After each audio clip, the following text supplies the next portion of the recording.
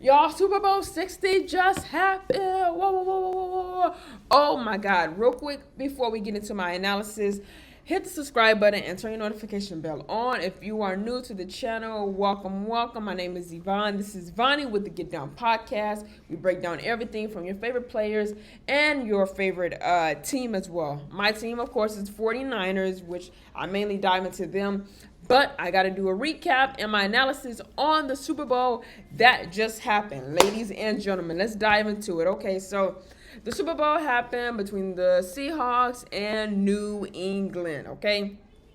Personally, I didn't really care for the game. You know, Seattle was a division rival, and then New England, they have one more trophy that they won versus what my team has won.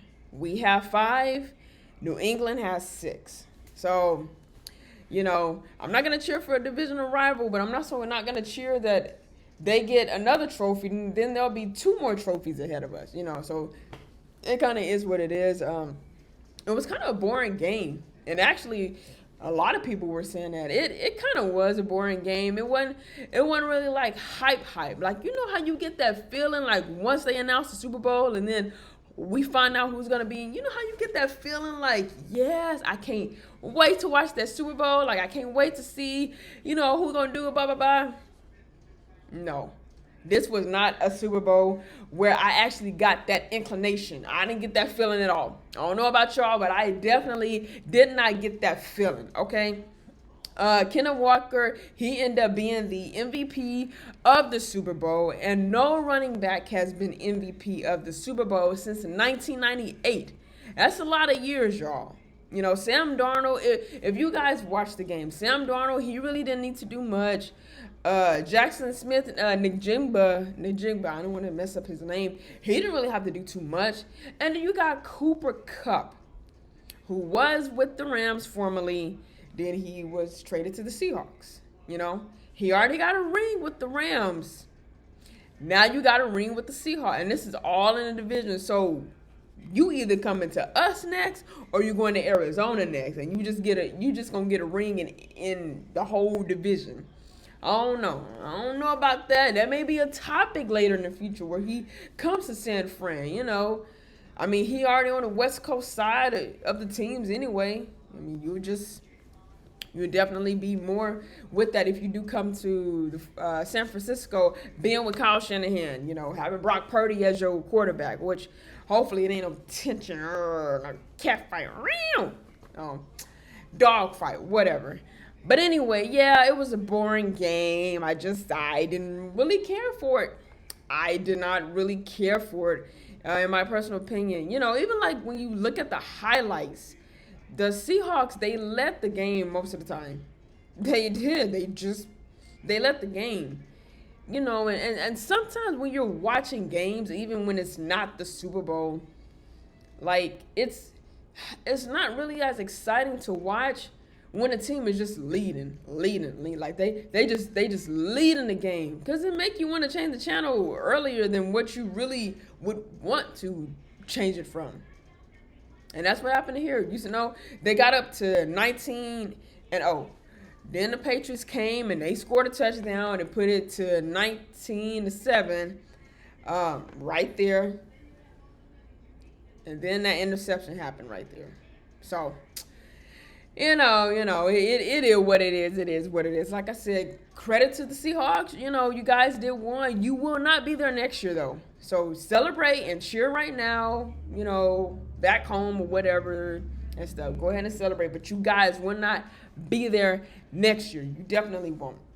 And for Drake May, this was his rookie year, his rookie season. You can't just expect a rookie to just ball out like that, especially being on a bigger stage when it comes to the Super Bowl, because all eyes are watching. Everybody is watching. You can't expect him to just kind of be miraculous. He was okay in the game. His stats were like 27 of 43 passing. I forgot some yards, 2 touchdowns, 2 interceptions. I mean, that wasn't really a pretty stat to like brag about or anything like that, but he did okay. But that defense of the Seahawks, man. And like just with Richard Sherman when he played, Earl Thomas, Marshawn Lynch, some of the players that were on the Legion of Boom or whatever, even though Marshawn Lynch was in the offense, they still kept that feeling inside that locker room. And this defense now, they just carried it on their shoulder. That's all they did. They were very dominant in the game. The Seattle Seahawks, very dominant in the game. So, like I said, it is what it is. It wasn't no, like, hype Super Bowl. It was boring. Yeah, it got a lot of views, but it was still kind of boring. Unless you were a Seattle fan and a Patriot fan, then, yeah, you watching it or whatever and stuff. But, the main things that people do look at when the Super Bowl is here is the 2 teams that are going to be playing. I'm sorry, 3. 2 teams that are going to be playing Super Bowl commercials and who's doing the halftime performance. Those are the 3 things that people look at. The Super Bowl commercial this year, they were trash because I seen it. I didn't really care for it. Although one stuck out, and it was a commercial. I forgot what light company or just camera company, whatever it was, but it pretty much showed in the video like the cameras were kind of outside the house. But it was pretty much saying like how they be watching us and all that stuff. Cause I think what the person in the commercial, they got an alert on their phone. Like, some activity is going on at the house, but the commercial, they weren't like hype this year, so it is what it is. Bad Bunny, halftime performance. My Latino hermano, hola, ¿cómo estás, mi amigo?